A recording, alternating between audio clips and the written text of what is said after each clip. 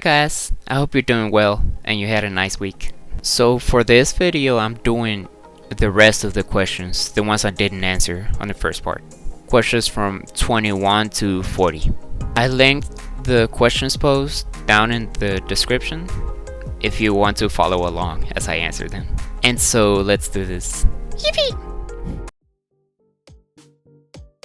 Okay, well, this one's tough because I've never been like huge into music videos. It's not that I don't like them or something like that. It's just that I don't look for them as much. I'll go with some I remember right now. So of course, Helena by My Chemical Romance. That video is so iconic and there's a reason for that. I love everything about it. And it's one of those videos that helps add to the meaning of the whole song. I also love the video for The Hard Part 5 by Kendrick Lamar. Like I said before, the video made me cry as Kendrick's face was morphing along with the person he was talking about in specific. So as the song went on the last verse he talked about Nipsey Hussle, and when his face morphed into him, it really hit. I also love the video for Girls Like Girls by Haley Kiyoko, as the video lays out a story to go with the song. Also the fact, of course, that I grew up with that song, so yeah. And honestly, that's about it for me. I can't think of other videos I absolutely love. And that's not to say I've seen bad ones. Most of them are good, but I just don't look them up as much. Maybe I focus too much on the song itself, which is silly because sometimes the video adds meaning to the song as a whole. So yeah, my bad. Okay, this one's a bit easier because I can think of a few just now. I would absolutely love to meet Renee Phoenix someday. She seems like an amazing woman and she kinda did save my life, so there's that. I can also think of people like Oliver Sykes, Lindsey Stirling, Shirley Manson. Those are some I can think of right now, but I'm sure there's many people I listen to that would be amazing to meet. And then there's some I would just like to meet to see their creative process, because they're impressive when it comes to that. With those, I can think of Kendrick Lamar, Trent Reznor of 9 Inch Nails, and Taylor Swift. And of course, like I said, there's many others. Those are just the ones I'm thinking of right now. Oh, okay, this one's cute. I can't lie, most of the musicians I listen to end up being attracted to me in some way. Maybe because of their skills, maybe. But as for biggest crushes, I can think of a few. So there's Renee Phoenix again, of course, Lynn Gunn of Paris, Lindsey Stirling, Lauren Mayberry of Churches, Chrissy Constanza of Against the Current. Yes, I am very sapphic. I think I'll just say those, but of course there's many more I would find attractive, of course. So like I talked about previously, I played the keyboard in kindergarten, so I think my interest in music started at around 6 or 5. But when it comes to listening to music, I think that started at, I think I was like 9 when I started looking for electronic music and listening to some video game music as well. At the time, I was playing Little Big Planet like every day, all day. And I would hear some good songs, so I would go and look for more similar to those. Not even gonna lie, that game did have a lot of influence in me liking music at all, as I would enjoy the soundtrack so much and I would spend a long time in create mode just playing around with the game soundtrack. So like I said, my beginnings were basically video game music and some electronic too. So I don't know if I worded this question the way I should have, but I think I know what I meant, so I'll try to answer it. And I guess I'll have to say alternative between those two options. But even then, it's not like I'm gonna dislike a song for it being too popular or something like that. I do prefer to discover the music myself. So I guess in that case I would have to say alternative, indie, underground music is what I prefer. And it's literally just a personal preference. Like, I don't take into account how popular this song is for me to like it more or less. I don't care about it. And some songs can become like overly popular and people play them to death, and I can find those annoying.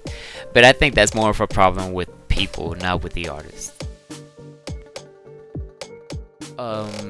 Yes, a few times. I've talked about the topic that gets me hot water the most, so to speak, which is my belief that there is good and bad music. And I remember a few times saying to someone I trust, of course, that to me, quality and opinion are not the same. I will always respect your opinion on the music you're listening to or you're referring to. But once you go and try to tell me that it's some of the best or worst music, at that point I feel like I have to say something. Like, there were cases where some people would say some repetitive, basic sounding, obscene song was the best they know of, the best they've heard in ages. I know it's like, it might be my bad because I feel like I have to say something about it every time I hear it. I don't know, maybe because it's my fixation and I'm just obsessed with it. And then I do remember a few times people calling me a hypocrite because I was listening to something repetitive or something, and they would say like, okay, so now it's good, only good if you do it. And then I would agree sometimes and just say like, yeah, it's bad. I mean, I like bad music sometimes.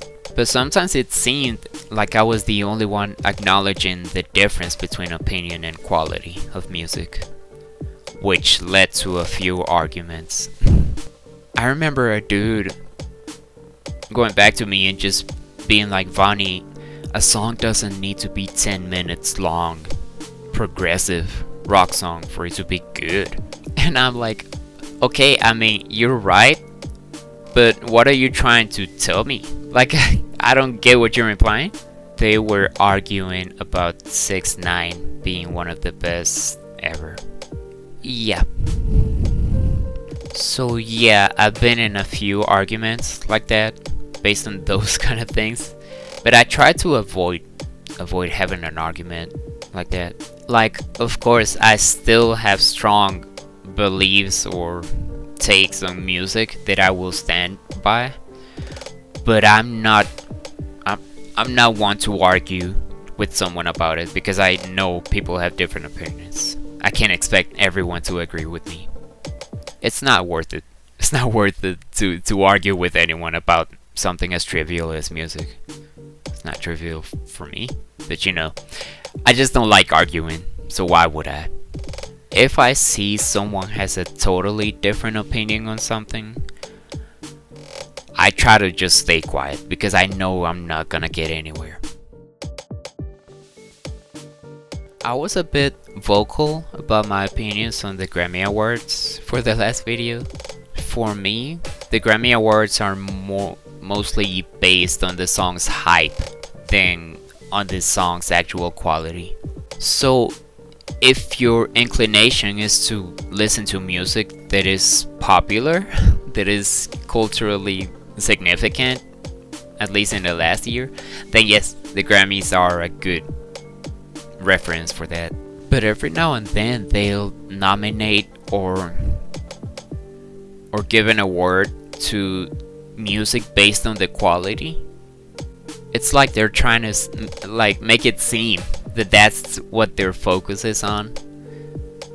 But if that's what they're trying to do, they're pretty inconsistent. Like, okay, there's some that would disagree with me, and I might get myself in hot water for saying this. But I first noticed this when Taylor Swift's 1989 won over Kendrick Lamar's To Pimp a Butterfly. Bottom line, I guess they do deserve some credibility, but it's definitely putting a lot of weight on hype and popularity. Between those two, I guess I would go with critical acclaim over popularity. But then, music is so subjective, just like any art, that can't. Neither of those can really be a guide for what I like. Like honestly, I would trust a friend's opinion on music more than I would trust any of those two indicators. Remember, music is art. So just like any art form, you can have a different opinion from the majority or the minority. It's just your opinion. That's the point of art. This one's an easy yes. I don't mind language barriers for me to enjoy a song. I think music in itself can be a universal language, kind of, because it's trying to convey a message, even to people that may not understand the language you're talking in. Like, that's the reason instrumental and electronic music exists. There's no words in those, usually, but you still enjoy it. So yeah, that's an easy yes for me. I closely follow some of the artists on my list of favorite artists, but mostly their music. Like when it comes to other things that are not related to their music work, I don't follow that closely.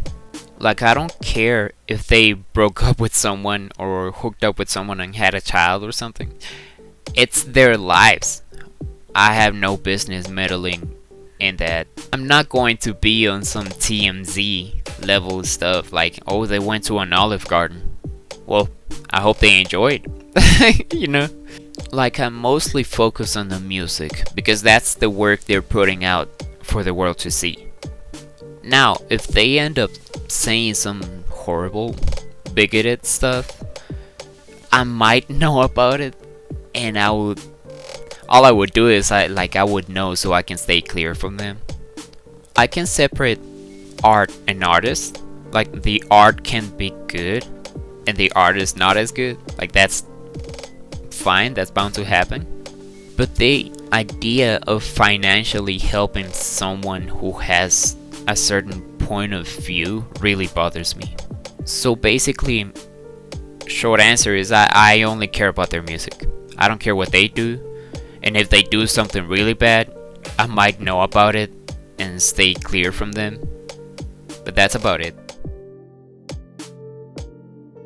So I could easily tie this one with the previous question, but I'll try to answer a bit differently.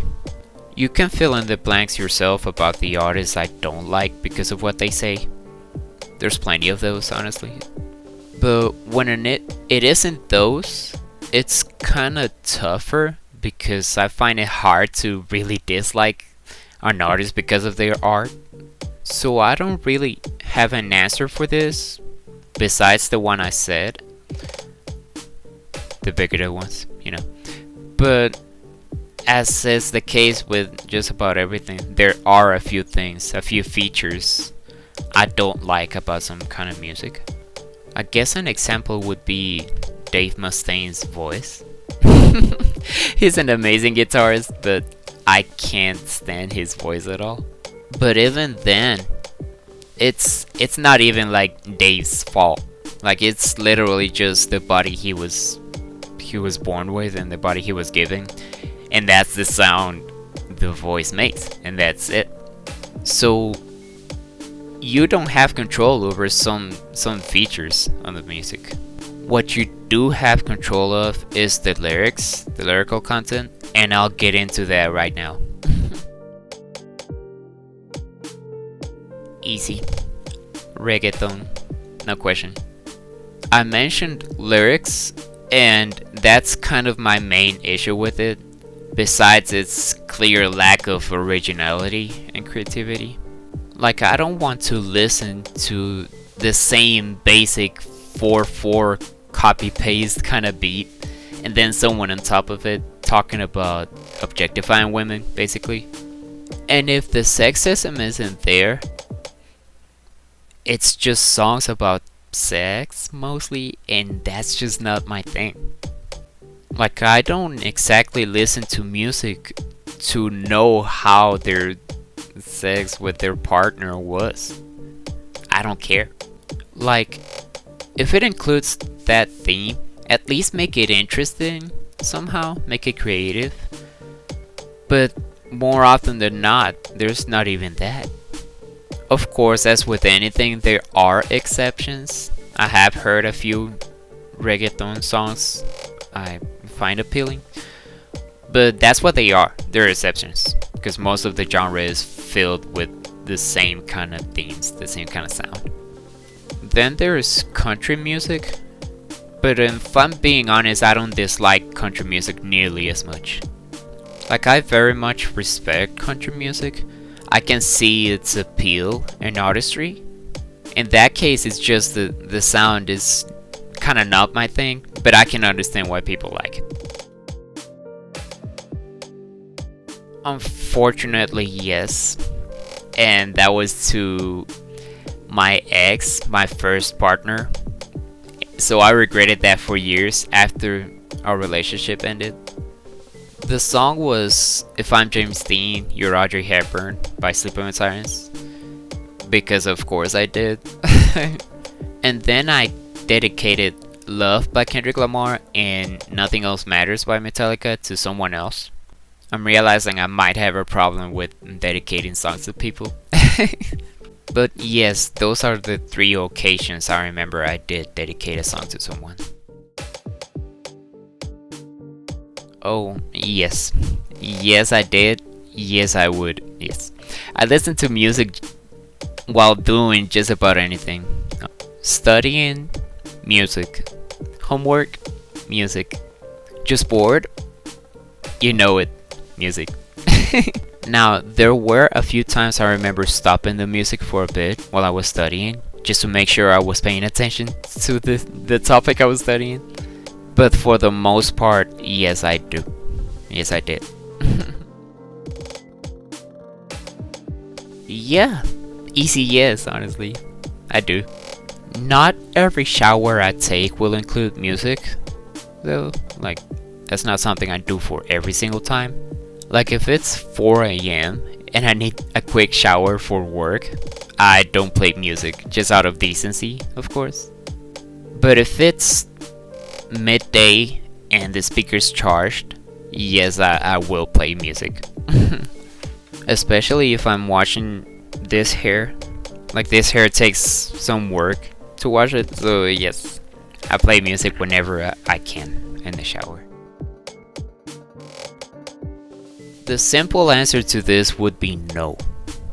Like, if you're an adult with some basic sense of decency, I don't see why music would have a bad influence on you.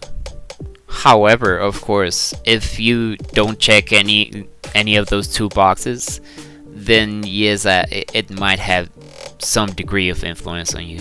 Like, as with just about anything, children shouldn't be constantly exposed to inappropriate things, including inappropriate lyrics and behavior. There's still information as humans, so constantly exposing them to those kind of lyrics, those kind of behaviors, can have some bad influence on them. Like, in some cases, they might end up growing up thinking what they heard on the lyrics might be the appropriate behavior for an adult. And I understand that they're metaphors, mostly, whenever you hear that kind of content in music. But you would have to sit down and explain that to them all the time, so it's just better to avoid it.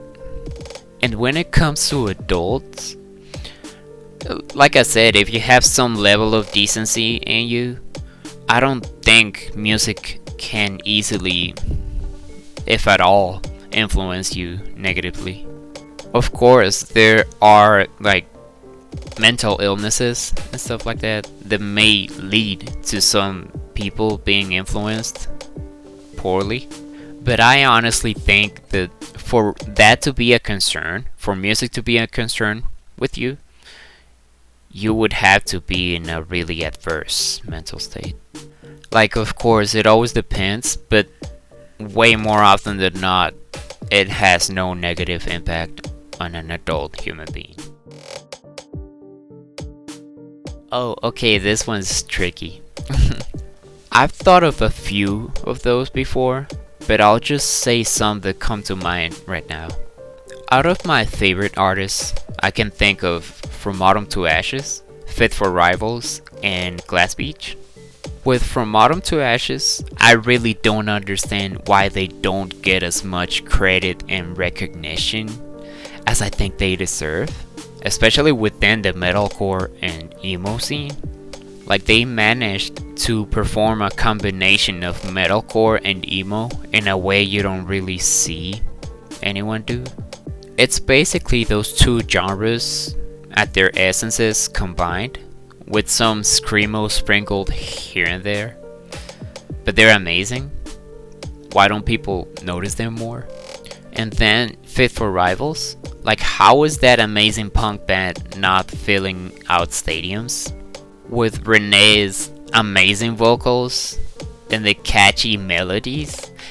I don't know, it kind of confuses me. It's an amazing band. And then Glass Beach. I'm glad they finally got some recognition after Plastic Death, but even then, I don't see them getting as much credit as I think they should, honestly. So yes, I do consider them a bit underrated too. Okay, so now the other side of the coin. Overrated. I'll mention 3 I thought of just now. I'm thinking Typo Negative, maybe? Like, as a gothic metal band, they're fine. But I feel like most of the credit they get is mostly because of the shock value with the lyrics and the vocalists. Maybe U2 also, to a certain point. Like, honestly, they were a classic post-punk band, but they were far from the only ones. And besides, I don't notice anything special about their sound, really. And their positive emotional lyrics are nothing to be amazed by. And finally, maybe Coldplay. I feel like they had some good moments at the start of their career, but then they started going full commercial, almost. Like, I feel most of the quality and artistry that was there at the start wasn't there by the time people started noticing them. It almost feels like a case of they noticed their music wasn't standing out as much as they hoped they would, so they started selling out a little bit. And compare them to Radiohead, as I've seen some people do at times, is just inaccurate, honestly. Okay, I acknowledge the phrasing of this question is kind of weird, but okay, let's see. As an answer to this, maybe something like Square Pusher, maybe? Like a drill and bass kind of sound? But at this point in my life, I literally cannot call that music weird. I don't know what I meant exactly by that. I'll try to say a few songs just to give you the things, the kind of music I think of when I hear weird. I don't know if there even is such thing, but here I go. Greenway's Trajectory by Square Pusher. Yes, I love that song, and yes, feel free to judge me. Maybe I could include Venetian Snares within that weird music thing. Listen to Einstein Rosenbridge and see for yourself. Maybe could include some Nintendo core like Horse the Band. But honestly, I find it hard to find any music as weird now. I don't know if there even is such a thing. So the final question, and honestly this one's almost fun to me. I can say the 2 obvious albums I can think of right now. Saint Anger by Metallica and Nostradamus by Nas. Like, these 2 albums are so confusing for me to listen because it's 2 artists I love. So I'm confused when I'm hearing them. And as for songs, the ones I can think of, maybe Big Girl by Nas. Uh, I Feel Like Dancing by All Time Low and Do My Thurman by Fall Out Boy. To me, those are mostly kinda cringe, if I'm being honest. And that's it for the video. As always, feel free to give me your thoughts on the video. Maybe answer the questions yourself if you want. Also, feel free to check out my Ko-fi account. You can get a behind the scenes access. You can also DM me or get a shout out. Thank you for watching. Extra thanks for liking, commenting, and subscribing. And remember, you're beautiful. I'll see you next week. Bye bye.